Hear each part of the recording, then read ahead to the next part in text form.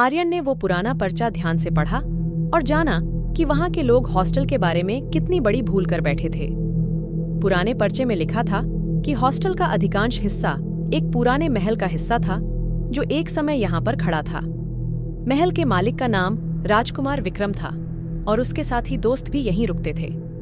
राजकुमार विक्रम और उसके दोस्तों का मनोबल बहुत अच्छा था, लेकिन एक दिन एक गुस्सामुख विशेषज्ञ ने महल का अद्भुत सच खोल दिया।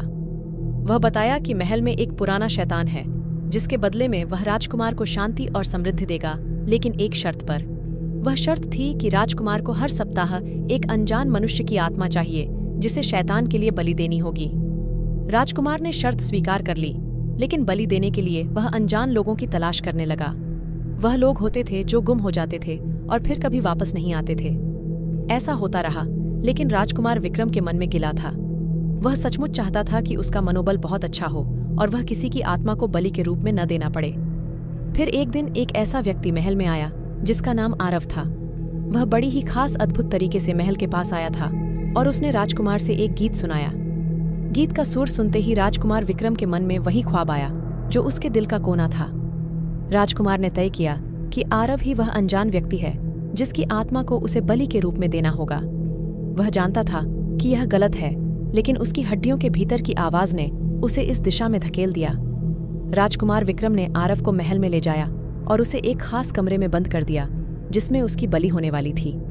वह कमरा बड़ा ही डरावना था और उसमें अद्वितीय और भयानक शक्तियां मौजूद थीं। राजकुमार ने बलि के लिए आरव को तैयार कर दिया और उसे वहीं बंद कर दिया, लेकिन बलि देने के लिए उसने एक अद्वितीय यंत्र का इस्तेमाल किया जिससे आरव की आत्मा बरकरार रहती है, लेकिन उसके शरीर को बरकरार नहीं रख सकता। राजकुमार विक्रम ने आरव की आत्मा को बलि के रूप में दिया और वह खो गया, लेकिन आरव का शरीर अब बिना आत्मा के हो गया और यह अद्वितीय यंत्र उसकी आत्मा को कैद कर लिया था। राजकुमार विक्रम ने आरव के शरीर को महल के बंद कमरे में छिपा दिया और उसकी आत्मा के साथ उसे अद्वितीय यंत्र के पास रख दिया। वह यंत्र अब उसके बदले आरव की आत्मा को दूसरे लोगों को बलि के रूप में मांगने लगा। राजकुमार विक्रम ने अद्वितीय यंत्र का सिंगल लॉक लगा दिया ताकि कोई भी दूसरा व्यक्ति उसके रहस्यमयी कमरे में प्रवेश न कर सके। वह यकीन कर बैठा कि अब उसके पास यंत्र के माध्यम से अद्वितीय शक्तियों का पूरा कंट्रोल है। जब राजकुमार विक्रम वापस अपने हवेली में वापस आए तो वह देखता है कि उसके हॉस्टल के आसपास की सभी चीजें बदल चुकी हैं।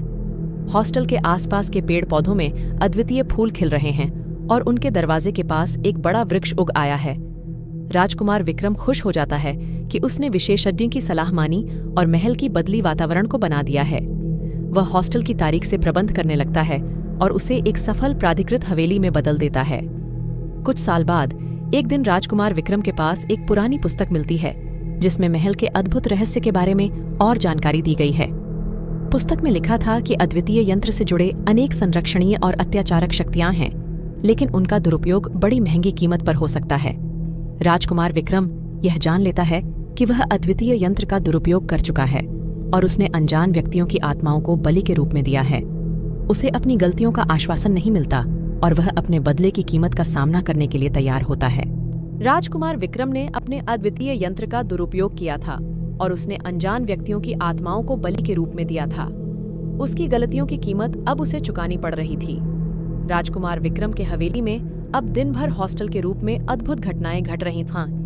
अनजान आत्माएं हवेली के अलग अलग हिस्सों में घूम रही थीं और डरावनी आवाजें सुनाई देती थीं। रात के समय खूनी हत्याएं और आत्महत्याएं हो रही थीं और हवेली के सभी लोग डर से बिलबिला रहे थे। राजकुमार विक्रम को अपनी गलतियों का एहसास हो गया था और वह अब अपनी गलतियों का प्रायश्चित करने के लिए तैयार था। वह ने अद्वितीय यंत्र का सिंगल लॉक तोड़ दिया और आरव की आत्मा को फ्री कर दिया। आरव की आत्मा को फ्री होते ही वह हवेली में अद्वितीय शक्तियों का आक्रमण करता है। वह अपनी आत्मा के साथ उन अत्याचारक शक्तियों का सामना करता है और उन्हें पूरी तरह से नष्ट करता है। हवेली में अब सिर्फ शांति और सुख ही हावी होते हैं।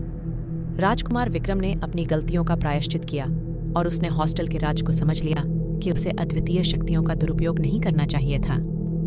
Thank you for watching. Please hit the bell icon, like the video, and subscribe to my channel. We'll see you in next video.